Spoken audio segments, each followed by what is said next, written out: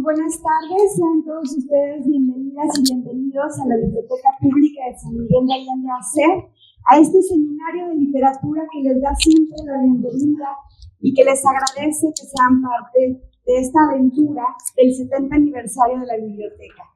Hoy le damos la bienvenida a nuestro querido maestro Jorge Volpi, una gran voz de la literatura mexicana contemporánea, con un libro que sienta un precedente maravilloso en cuanto a referencia y una historia de la ficción que jamás se había abordado desde esta forma. Felicidades. Bienvenida a Marie Moebius, nuestra entrevistadora de esta mañana, de esta tarde, nuestra directora de la Biblioteca Pública, quien ha trabajado muy duro junto con todo el staff, a quien agradecemos para que esto sea posible. Y sin más, les doy la bienvenida.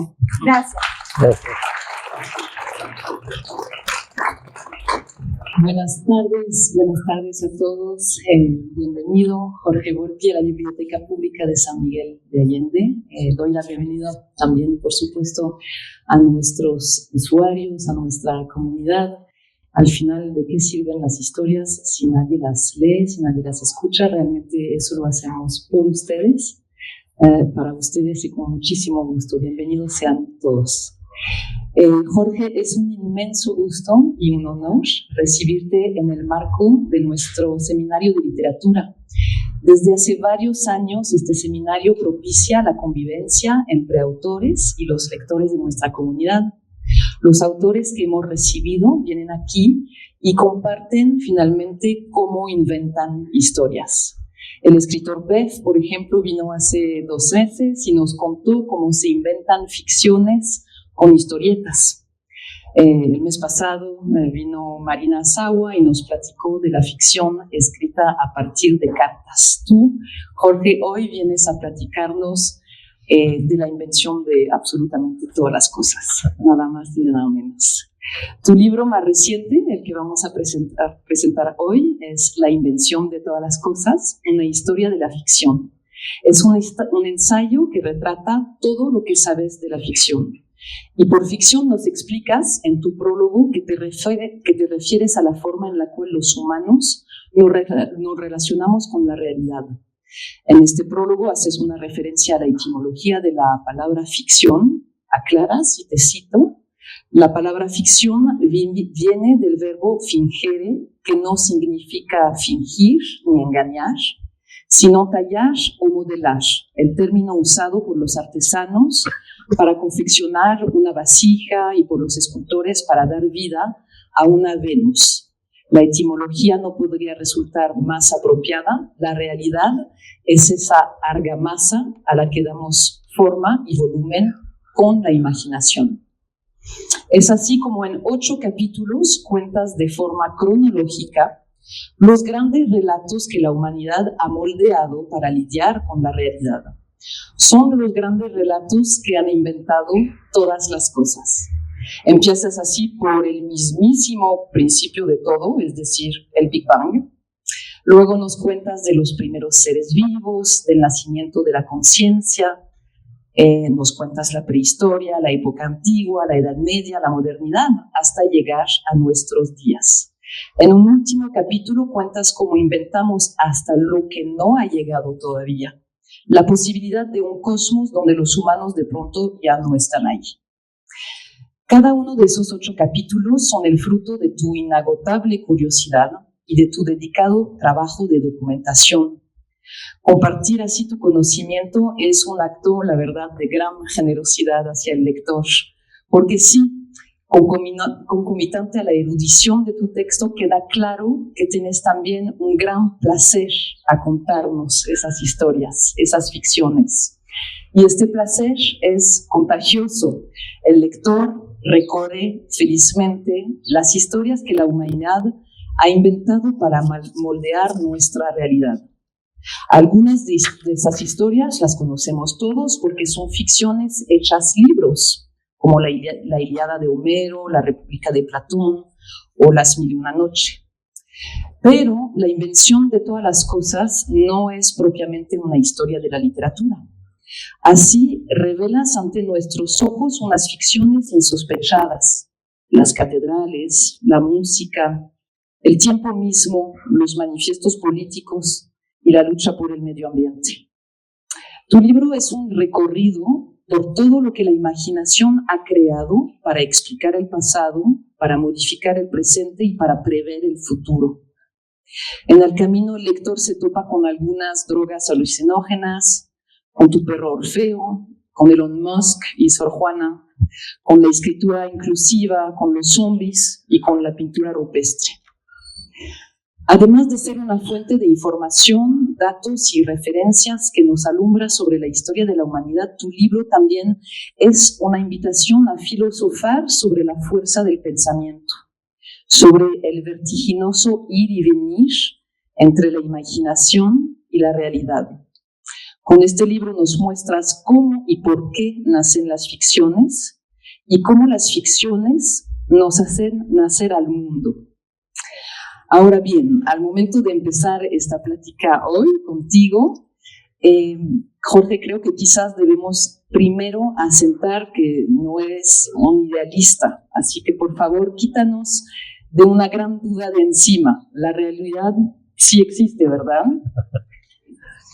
Bueno, Mira, sube el...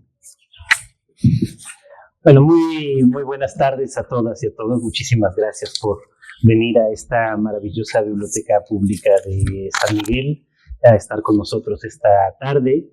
Muchísimas gracias, Marie, por esa que me ha encantado presentación del libro. Muchas gracias a Carmen, muchas gracias a todos los que han hecho posible que esté hoy aquí con ustedes, llegando directamente desde Madrid, donde vivo ahora hace 3 años. Sí, en efecto, yo no soy un idealista extremo, no es que yo crea que todo es ficción simplemente porque todo está en nuestra imaginación o todo está en nuestra conciencia. Yo realmente creo que la realidad existe. O sea, yo creo que tú sí existes, ¿no? Tengo la sospecha de que tú sí existes, de que existen ustedes que están aquí, de que esta mesa es real, de que esta maravillosa biblioteca también lo es. Pero, aunque la realidad existe, la única forma que los seres humanos tenemos de acercarnos a la realidad es a través de la imaginación. O sea, la única forma que tenemos de que la información que la realidad nos proporciona, que llega a nosotros a través de nuestros sentidos, que a través de nuestros sentidos va hasta nuestro cerebro y que el cerebro reelabora, es a través de esto que yo llamo ficciones, que los filósofos a veces llaman representaciones, que los neurocientíficos llaman patrones. Es decir, la manera como, ya lo decías, recordando la etimología de la palabra, la manera como el cerebro humano siempre completa, modifica, altera la información que viene de la realidad para darle orden y sentido al universo, al mundo y a nosotros mismos. También quizás vale la pena aclarar que tu libro no busca finalmente discriminar lo que es la verdad de lo que es la mentira. El bicho, uno de los personajes de ficción que aparece en tu libro, dice: todas las mentiras son ficciones, mas todas las ficciones no son mentiras. Exacto, esa es otra aclaración también importante. A veces identificamos ficción con mentira y yo quisiera justamente distinguirlo. Como ya dices, mientras que todas las mentiras son ficción, no todas las ficciones son mentira. ¿Cuál sería la diferencia? Pues precisamente esta relación con los datos, con la información que proviene de la realidad. Las ficciones son aquellas construcciones que nosotros elaboramos completando la información que proviene de la realidad. En cambio, las mentiras son aquellas en donde de manera intencional, la mayor parte de las veces, pero a veces también de forma inadvertida, creamos un puro relato que no solamente no tiene relación con la realidad, sino que contradice directamente los datos que provienen de la realidad y a partir de ahí se convierten en mentiras. En cambio, las ficciones, esas que están sustentadas en lo real y que nosotros simplemente reelaboramos y completamos, tienen la posibilidad de crear verdades. Verdades que no son nunca absolutas, eso lo sabemos ya también incluso por la ciencia, pero sí verdades transitorias, verdades parciales, verdades que nos permiten justamente tener ese orden y sentido del mundo pero también luchar por esas verdades frente a la mentira. Ya pronunciaste la palabra varias veces, ciencia, neurociencia. Sabemos que tu gusto por entender y describir los descubrimientos de la ciencia te ha hecho escribir muchísimo sobre los científicos, como por ejemplo en tu trilogía del siglo XX. De hecho, escribiste un libro anterior que se llama Leer la mente, en el cual habías investigado la relación entre la neurociencia y la ficción. Aquí en la invención de todas las cosas también haces referencia a la neurociencia y finalmente creo que es algo reconfortante ocupar esta muletilla de la ciencia, de la neurociencia, para entender que todos hacemos ficción todo el tiempo, en todos los momentos. Exacto, la ficción no es solamente aquellas ficciones de las que nosotros somos conscientes permanentemente, es decir, aquellas ficciones que nosotros asociamos con lo artístico, ¿no? Las ficciones literarias, cuentos, novelas, relatos, poemas, las ficciones dramáticas o performativas, ¿no? El teatro, la danza, la ópera, las ficciones audiovisuales, las películas, los documentales, las series de televisión, los videos de TikTok o de YouTube, las ficciones que están también en los videojuegos o en las redes sociales. Nosotros claramente nos damos cuenta de que lo son, sino que todo lo que construimos alrededor nuestro está formado también por estas ficciones. También son ficciones, sí, de una manera u otra, la historia, la filosofía, la ciencia, son ficciones aquellas que construimos en torno a la familia, al amor, a nuestra propia individualidad, a las identidades individuales, a las identidades colectivas. O sea, estamos rodeados permanentemente de estas ficciones, de estas representaciones, de estas construcciones que vamos dándole los seres humanos al mundo para poder entenderlo. Y que siendo además seres narrativos, como también lo somos, se convierten en casi todos los casos no solamente en esa pura ficción que es completar la realidad, sino que la convertimos casi siempre en relatos, esos relatos que nos permiten otra vez darle sentido a nuestra existencia. La ficción como una herramienta de entender nuestra realidad en la ciencia se encuentra en la base finalmente del proceso científico, es la famosa hipótesis. Quizás la podríamos resumir en qué pasaría si una postura científica para explicar un fenómeno empieza siempre por una historia hipotética.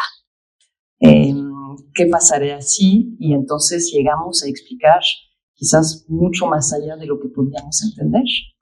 Exacto.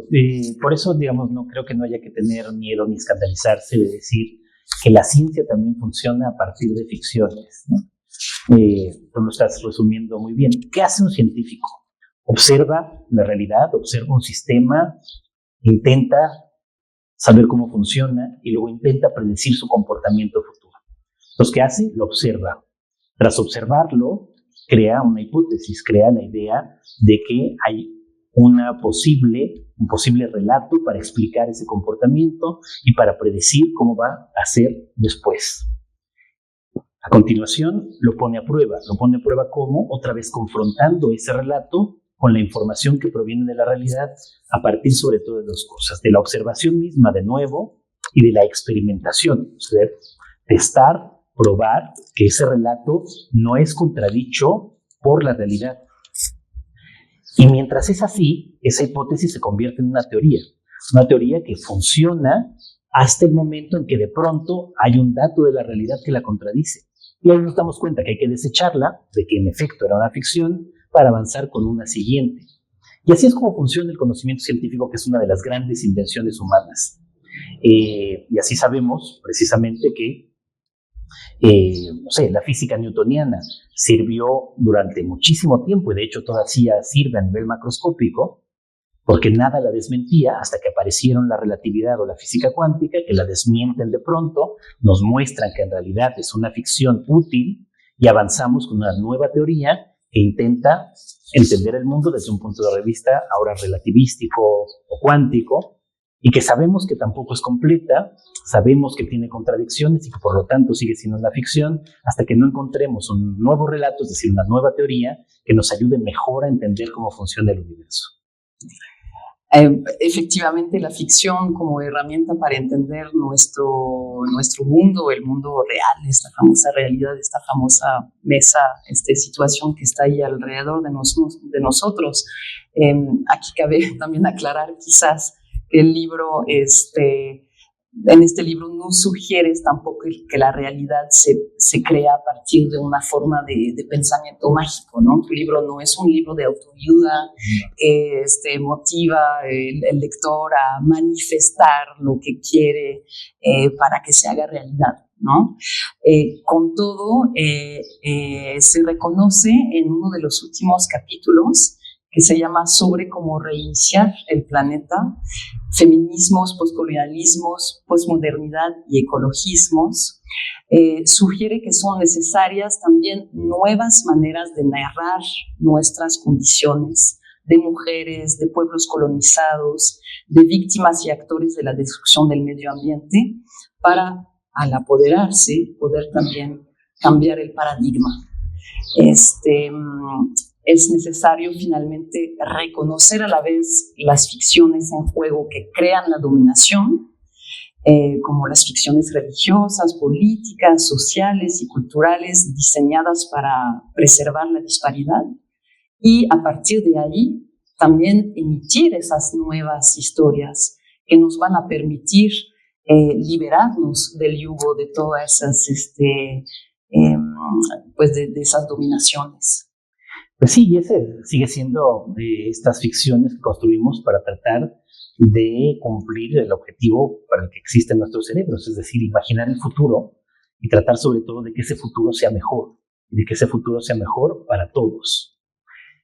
Por desgracia, frente a esas ficciones que nos dan esperanzas, esas ficciones que intentan cambiar la manera como habíamos entendido el mundo, que siempre preservaba una distribución del poder y de la riqueza siempre inequitativa y que tiene que ver con esas grandes revoluciones que hemos ido experimentando, desde las grandes revoluciones sociales desde la Revolución Francesa, las grandes revoluciones sociales de principios del siglo XX y ahora en nuestra época, las que has mencionado, ¿no? El feminismo, la lucha contra la colonización, no solamente real, sino ideológica, la lucha a favor del medio ambiente, del que somos ahora mucho más conscientes de su degradación.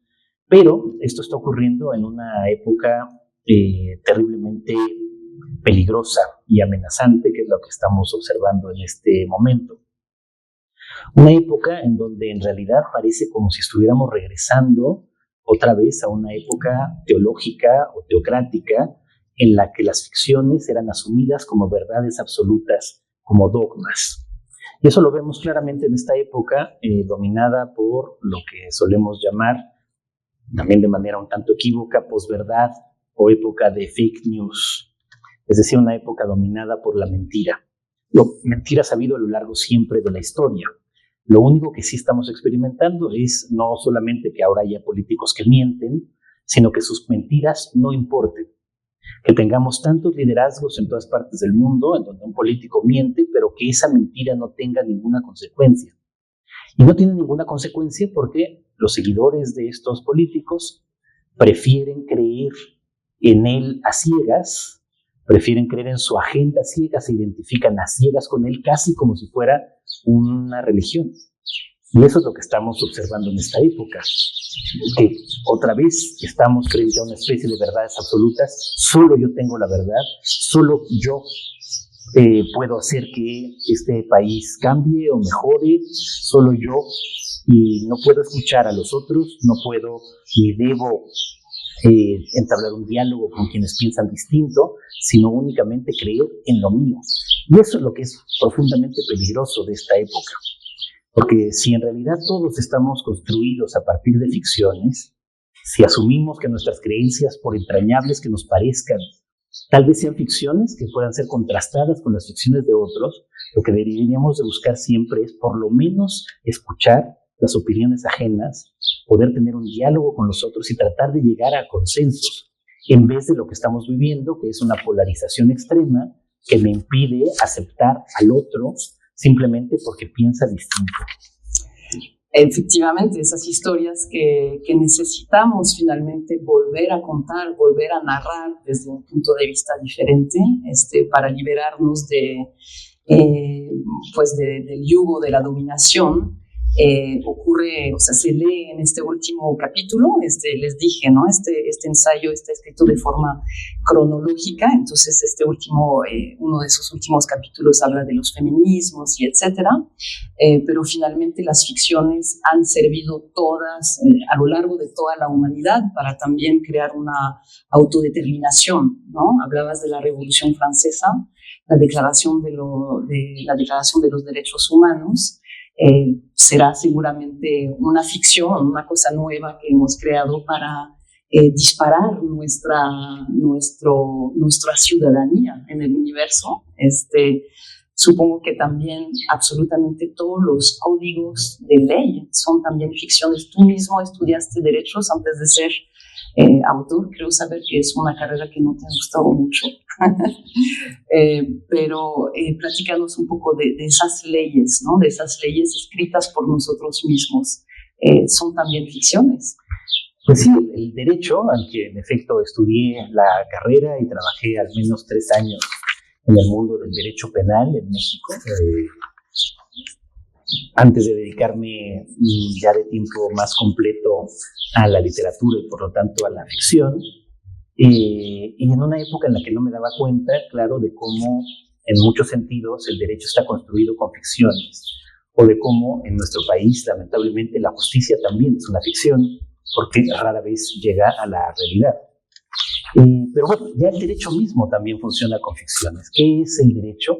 Bueno, son estas leyes que establecemos en sociedad que parten de la costumbre, pero también parten de que siempre hay un poder que quiere legitimarse y un poder que busca justificar esa distribución inequitativa, por lo cual unos tienen más poder que otros y unos tienen más riqueza que otros, y que está presente en las sociedades humanas, al menos desde que nos volvimos sedentarios.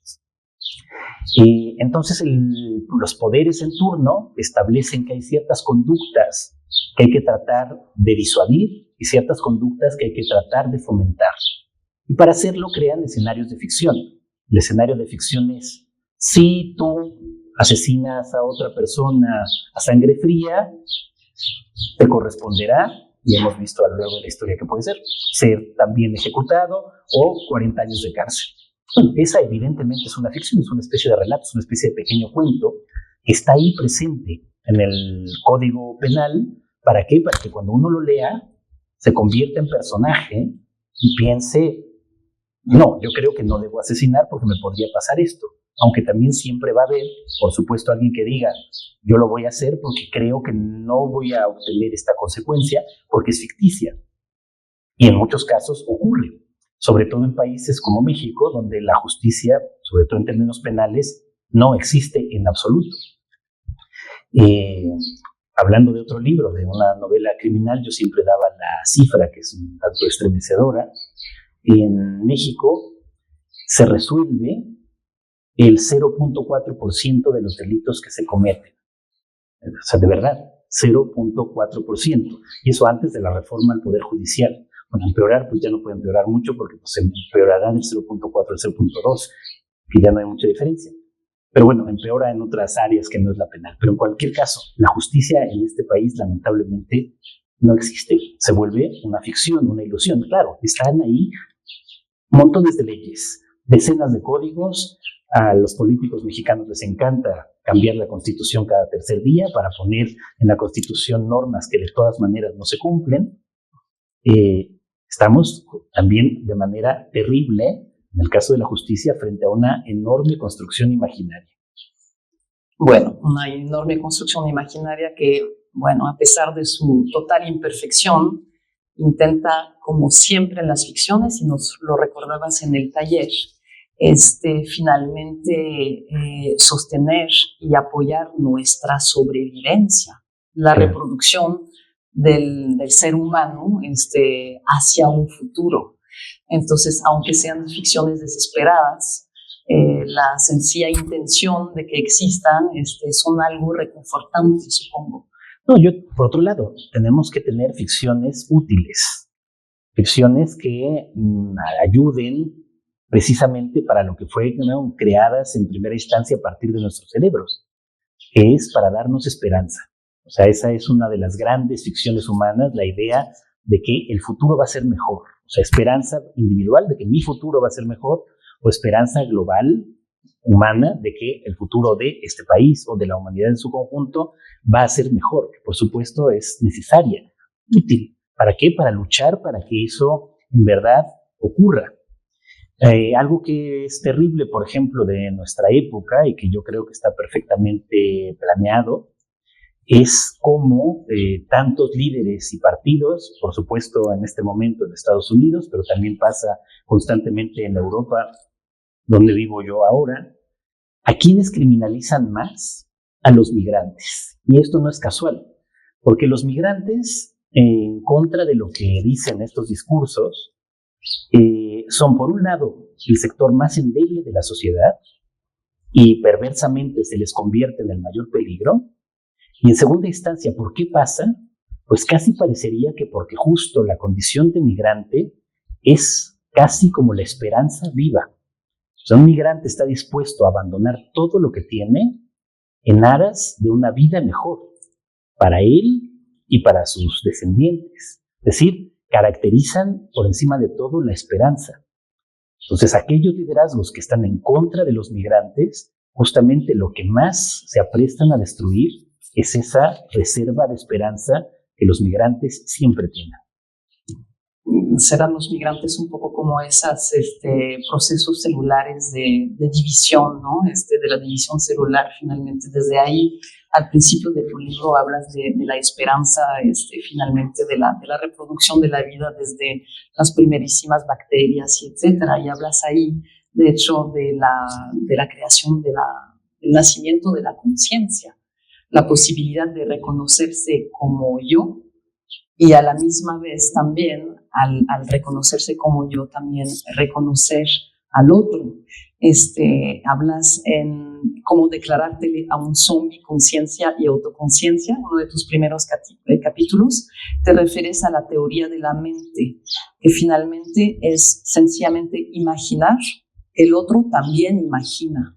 Una base que finalmente nos permite entender que todas las historias que se cuentan se hacen desde puntos de vista diferentes, y creo que también generan la capacidad de tener una empatía, ¿no?, hacia los demás.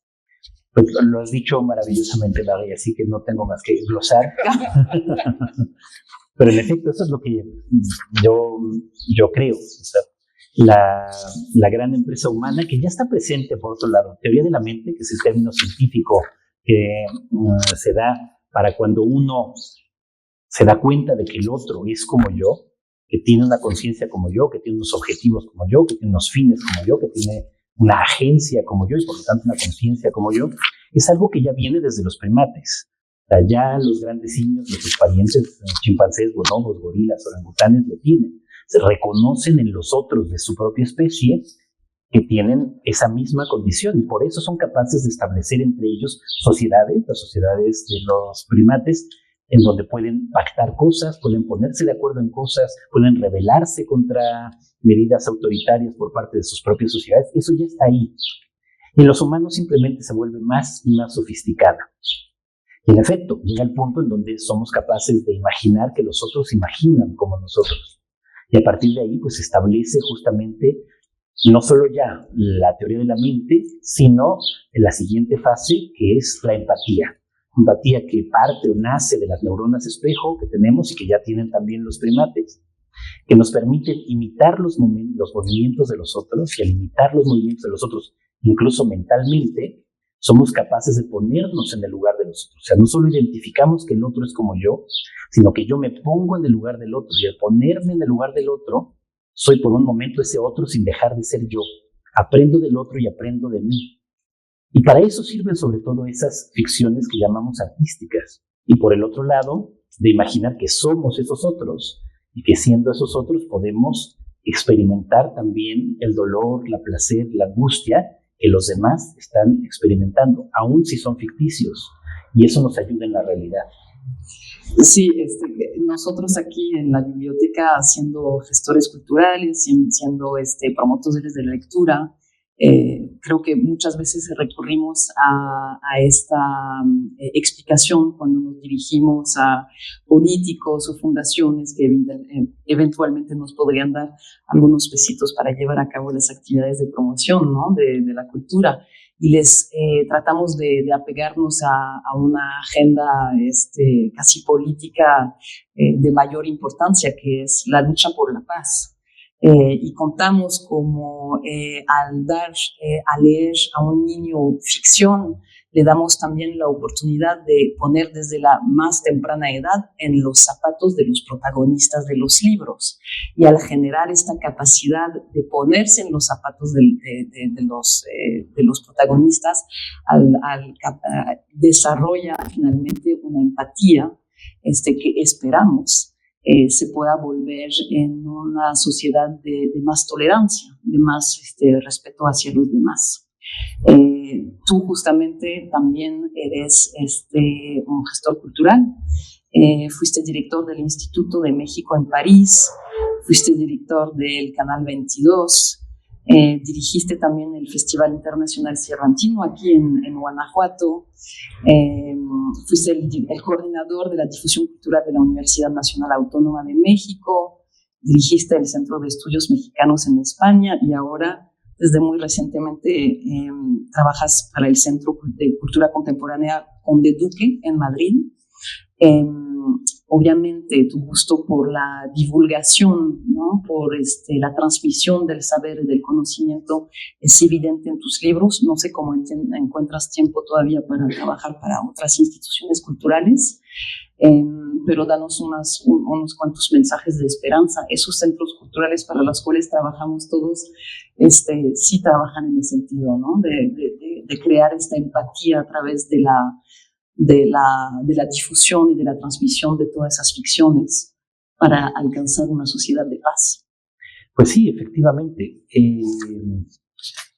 Yo siempre he intentado dividir mi vida entre la parte de escribir libros, que es sobre todo libros y obras de teatro, es esencialmente un trabajo solitario, ¿no?, con tratar de hacer gestión cultural, que es algo que me parece siempre colectivo y comunitario, con equipos que son los que verdaderamente ponen en marcha los programas que se van creando también de manera colectiva. Me parece que estos espacios como esta biblioteca y como todas las instituciones que mencionaste antes en México, como la que estoy ahora en España, son cruciales para nuestras sociedades. Tengo que decirles que de todos los trabajos que he tenido, el que más he disfrutado es el que me liga con Guanajuato. Lo que más me ha gustado ser de todo lo que has mencionado ha sido ser director del Festival Internacional Cervantino y estar relacionado con Guanajuato. Esos maravillosos 4 años que estuve muy cerca de aquí, viniendo además a San Miguel también con mucha frecuencia, pero sobre todo estando en Guanajuato capital. Y claro que me parecen esenciales. Como decía Winston Churchill, no es un personaje que admire en todos los sentidos, pero sí en algunos. Cuando está lo más duro ya de la guerra, cuando Inglaterra está absolutamente sola, cuando Estados Unidos todavía no ha entrado en la guerra y los únicos que resisten son los ingleses a lo que parece en ese momento el imparable avance alemán, a Churchill le dicen que tiene que reajustar los presupuestos, como siempre nos dicen a nosotros también en todas las instituciones. Y le dice a alguno de sus ministros que hay que reducir el presupuesto a la cultura, porque hay que dirigirlo a los esfuerzos bélicos contra la Alemania nazi. Y Churchill responde, no podemos hacer eso, porque si hacemos eso, ¿para qué luchamos? Es una gran frase que deberíamos de repetirle a todos los políticos de todos los lugares, porque efectivamente siempre, lo estamos viviendo ahora en México, con recortes en la cultura enormes, le está pasando en Europa también, en Francia un poco menos, pero en Alemania los recortes enormes también ha habido recientemente a la cultura, en Gran Bretaña no digamos. es justamente eso. O sea, ¿por qué se lucha? Bueno, se lucha por lo que la cultura significa, por lo que la cultura no es algo nunca accesorio, es algo central, porque es lo que nos vuelve realmente humanos y por lo que vale la pena luchar, por esos valores que están representados justamente en la posibilidad de estar en San Miguel de Allende, en un estado como Guanajuato, que les digo, yo quiero muchísimo, pero un estado que desde que yo dejé el Festival Cervantino ha ido aumentando los niveles de violencia de manera enorme, para tratar de que en estas cuestiones comunitarias podamos hacer algo para que precisamente valga la pena luchar para que haya paz en este estado, en este país y en general en el planeta. Pues este trabajo de gestor cultural, este trabajo constante que llevas tú en todos tus libros de transmitir el saber, me lleva a hablar de la estructura de tu libro, la invención de todas las cosas. Creo entender que aportas mucha importancia a la estructura de tus libros. Algunos hasta fueron escritos en formato de movimientos musicales. Entonces siempre presten atención cuando leen un libro de Jorge Volpi, porque no solo se trata del fondo, sino también mucho de la forma. Encontré que tu libro, La invención de todas las cosas, es casi un multiverso, ¿no? Como que entras en él al universo que quieres. Les pongo a imaginar un videojuego cuando entran en el menú y le dan clic, escogen su plataforma, ¿no? Su mundo, y se transportan ahí en este mundo en el cual dieron clic. Pues es un poquito lo mismo aquí en este libro, porque si parten sencillamente del índice, en lugar de ir leyendo el libro de forma cronológica, van a encontrar unos títulos muy apetitosos. No resisto al gusto de leerlos, algunos de esos títulos de algunos de sus libros, sobre cómo el cosmos depende de un maullido. Y ahí Jorge nos hablará del Big Bang y del punto de vista. Cómo enseñarle modales a un caníbal. Y ahí hablas del lobo del hombre y el buen salvaje. Sobre cómo huir de una familia modelo. Y hablas de la tragedia ática. Sobre cómo desatar una epidemia. Y hablas del Nuevo Testamento y las confesiones. O sobre cómo pintar una mosca y que vuele. Y hablas ahí de la perspectiva y del arte del Renacimiento. Entonces, lectores, les invito muchísimo, si entran en este libro, finalmente ofrece un gran abanico de libertad. Uno puede entrar por donde quiere en este libro. Yo, por ejemplo, empecé por el final, ya quería saber el desenlace de esta historia. Entonces, el índice es efectivamente una forma de entrar al libro. De hecho, en la introducción de cada uno de tus capítulos, te diriges a una lectora imaginaria que tuteas y la invitas a despertarse en la época de la cual vas a tratar en el capítulo. Es como una especie de proceso cinematográfico, ¿no? De poner al lector en una cápsula en el cual uno va a viajar en el tiempo y se despierta en una caverna o ahí en la época del barroco con Sor Juana, y se despierta al principio de cada capítulo en un nuevo espacio-tiempo, ¿no? Cuidaste mucho como que esta atractividad de la lectura para lograr atraparnos en conceptos que de verdad no son tan sencillos. Es un libro que llama mucho la inteligencia del lector. Se agradece, por cierto. Pues muchísimas gracias. Sí, para mí era importante. Esencialmente es un ensayo, es una historia. Yo quería escribir un libro de historia hace mucho tiempo. Es una historia de la ficción, de todas estas ficciones, no solo las artísticas, sino, como les digo, religiosas, mitológicas, políticas, sociales, familiares, etcétera. Y en efecto son estos 8 capítulos cronológicos. Empiezan con el Big Bang, luego van al origen de la vida, al origen de la conciencia, y empiezan luego con la prehistoria y van a llegar hasta nuestra época y luego a imaginar cómo podría ser un poco el futuro o el final del universo. Y van punteados, bueno, primero por un falso prólogo y un falso epílogo, que se llaman así como un leve homenaje a Alicia en el País de las Maravillas, que tiene este personaje maravilloso que siempre me intrigó, la falsa tortuga. El personaje se llama Falsa Tortuga. Y claro, siempre uno se pregunta, si es una falsa tortuga, ¿qué es? una tortuga que no es tan tortuga, un elefante, una persona que es una falsa tortuga. Yo soy una falsa tortuga. Ahí van, digamos, los distintos, falso prólogo, falso epílogo. Y luego, siendo una historia de la ficción, cuya tesis principal es que todo es ficción, necesitaba que hubiera también un poco de ficción explícita, personajes de ficción. Pues van punteados cada capítulo, antes y después, por unos diálogos imaginarios entre dos personajes, uno que proviene de la realidad y otro directamente de la ficción. Ambos en el entorno de Franz Kafka, ¿no? El gran escritor checo de lengua alemana. Uno es Gregorio Samsa, ese que se despierta después de un sueño intranquilo, convertido en un horrible bicho, insecto o cucaracha. Y la otra es Felice Bauer, que era la prometida de Kafka, la novia de Kafka, cuando a él se le ocurre esta idea que va a dar lugar a la metamorfosis o a la transformación, que es el título que se le da ahora a ese mismo libro.